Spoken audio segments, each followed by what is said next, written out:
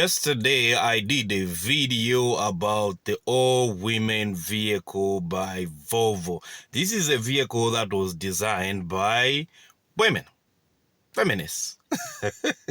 So I have a video that gives more details about this video. You won't believe it. It's gonna blow you away. This is a car that was designed by women, for women. And honestly, as I read about it, I thought I would shit my pants laughing.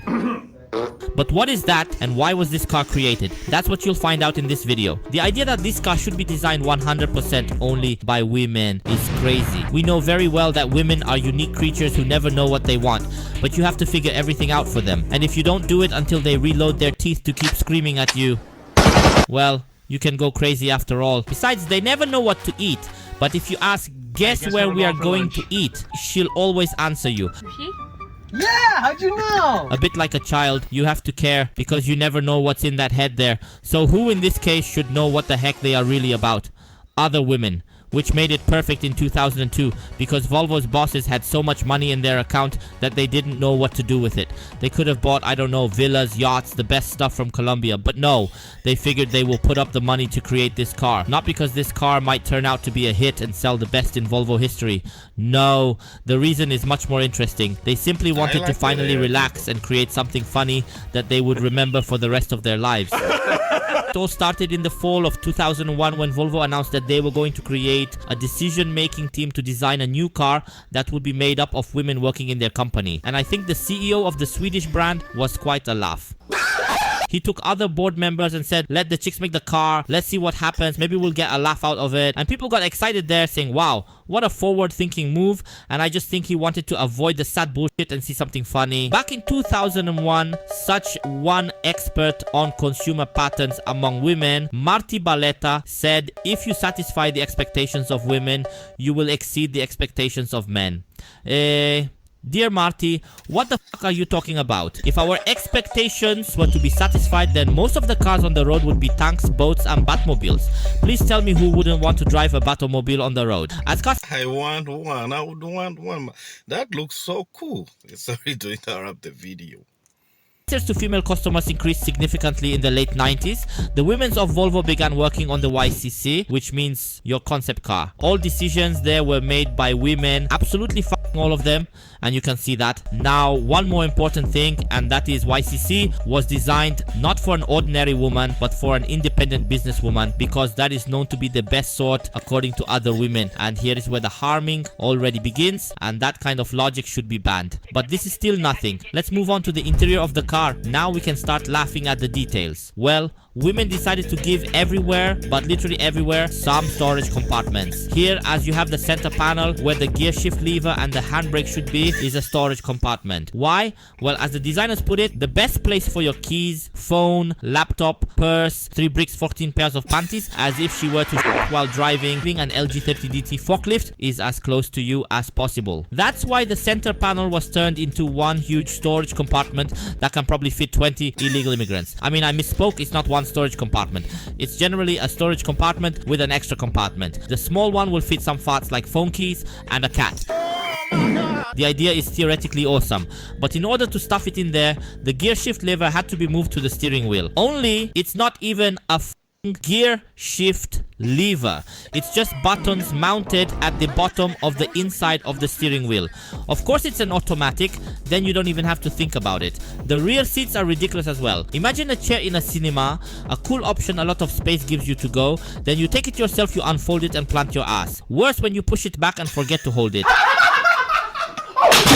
In YCC, it's the same thing. I'm not kidding. The back seats are cinema chairs to make room for another trillion things that babes carry with them every day. And I thought the storage space between the front seats was really a lot. What else would be useful in a car like this? Of course, large doors to get in easily. But these are not such ordinary doors. They are doors like those in the Mercedes SLS. It is known that such doors need some space to open and get out of the car comfortably. And technology was not yet at such a level as in Tesla actually bend. So sensors were installed, and at the moment when the car is too close to the other and the door would pinch, well, it just won't open. And I'll tell you honestly that if I saw these cars, I would, like such a total dick, stand as close as possible. In addition, sometimes it happens that your foot is hooked on the threshold or something like that. Well, kind of normal things, right? Well, in YCC, they hide the thresholds so that there is no possibility of standing, stepping on, or getting your foot stuck. Did I mention that the car has no handles? Everything literally opens by itself. All you have to do is have the key with you. Well, unless the car in the parking lot is standing too close to another car, then nothing will open. Fuck no shit. I thought unhooking electric cars from the charger was funny, but this is some total hit. You stand too close and someone has to wait for you to drive away. I mean, seriously, if I found such a car in a parking lot, I'd call a friend, we'd stand on both sides and go on vacation to some Maldives. Well, but let's go back to the YCC. There is a saying, a woman is a changeling. And the Volvo women who sat on the design of this Furore must have been bored every now and then, because literally every part, like the dashboard or even the seat covers, are interchangeable. You can put yourself in velour, leather, or even a fucking sofa. Normally Lego blocks. Besides, inside everything is written in big letters so that no one gets fucked by the radio with air conditioning. Now let's move on to the parking system. We have such cars these days that park themselves, but it seems that you have to find a spot first, then see if the car will get in, and so on. YCC's designers have gone one step further. The moment you set the car for parallel parking, it will recalculate by itself whether it will even fit in there. And once the computer judges that it can, it starts to turn the steering wheel on its own. And all you have to do is operate the transmission and gas. But of course, it will happen that the computer can also have a moment of weakness and will drive the rim on the curb. Well, not in this case. The designers approached the matter very professionally. They have realized how some women drive and have embraced special tires and rims that cannot be scratched. The tire will cushion everything there because it goes beyond the contour of the rim. How can the most important visual element of a car be spoiled like that? The next issue is the level of handling of this car. This is also a fucking ridiculous topic here. Imagine that the car reads the dimensions of the driver and independently adjusts the seat, steering wheel and pedals, so that there is no situation that some chick will set everything there so that her teeth touch the steering wheel. After all, each of us knows such a chick who, if she could, would drive with her head in front of the windshield. By the way, under the pedals, there's electric footrest, which makes it easier to drive in stilettos and slides out when you press a button. But the funniest things are happening at the engine itself. Imagine that it is impossible to get to it. There is no hood. The engine compartment is completely isolated from women's paws. Well, alright, but then what to do when the windshield washer fluid runs out? Well, the windshield washer fluid filler is located at the rear of the car together with the fuel filler. But so that no one makes a mistake when pouring it, because it's different situations can happen, everything is very nicely described. Alright, but what if something eats in the engine? Engine installed such that it is virtually indestructible. It can run 3 times more than a regular engine on the same oil, and when such an oil change would come, the car itself notifies the nearest Volvo service center and says, this woman needs an oil change, or something's fucked up in the engine, you have to push to the line to the chamber, because if this woman turns on me, it will fuck me up. And in fact, Volvo service technicians were trained from even harassing future female owners of this car to come to the workshop, because it will often happen that a woman will say that, no, I don't have time, or no, nothing is going on, everything works. So as you can see, this is some kind of comedy. The designers of this car themselves said, listen, it's better if we don't touch the engine. Let some guy come and do it for us. There was also an option in it for those more caring about the car. There was a car care button on the center console, and the moment it was pressed, Volvo mechanics would receive a notification and then call the owner themselves to make an appointment for service. I just wonder what would happen if such a car, such a concept was created today. Today people wouldn't know whether to laugh or cry. Seriously, as I read all this, I thought I would pee my pants from laughter. If there are any offended ladies, then remember, first of all, Volvo YCC was created by women, for women. And secondly, I have a task for new viewers. Give subscription here and leave a like. Thanks for watching. I love you guys. Okay, so I think there's just one part that I forgot to talk about. I think this part here.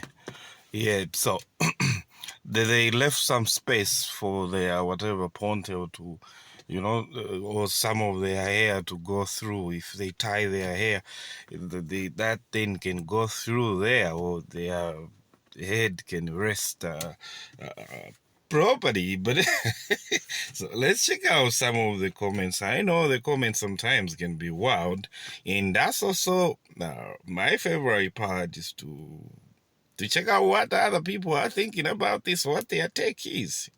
So other than that, I'll be able to see your comments in the under this video that I've uploaded. Yeah, so this guy also agrees. Bro, you forgot the best part. Those headrests were designed with space for ponytail. Then the streets would be full of tanks boats, Batmobiles. Why is that so true? Anyways, where is my anti-air tank boat that looks like a Batmobile? The interior was basically a kitchen with lots of storage. This car genuinely feels like a group of extremely sexist men made a joke car for women. The fact that it was made by women is insane. Damn, not even women know what woman actually needs. You forgot to mention the unpainted and finished black plastic bumper and quarters, almost as if they admit the lady driving it will bump, scrap, and back it into other objects regularly. The car reportedly says it's rude to ask how many miles it has on it, and it's none of your business how many previous owners it had, because that was a long time ago.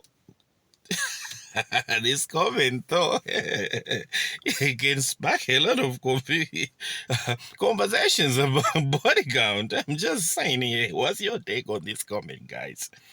Just imagine how quick a man would be cancelled if he designed this. This shit is funny as F, bro. It's for the independent women who are capable of doing what men can do.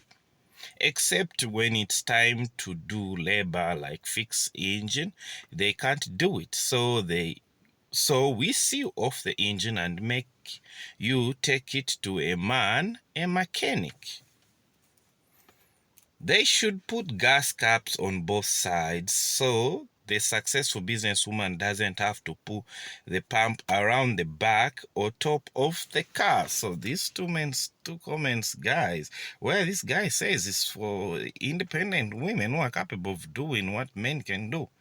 And except when they can't fix the engine, they have to take it to a man to fix it. Then the other guy says they should put gas caps on both sides so that maybe when she pulls up on the gas station, she doesn't have challenges on where the cap is. You've seen those videos. You can check out some of those videos on the channel where women fail to pump gas. So that's what is implying.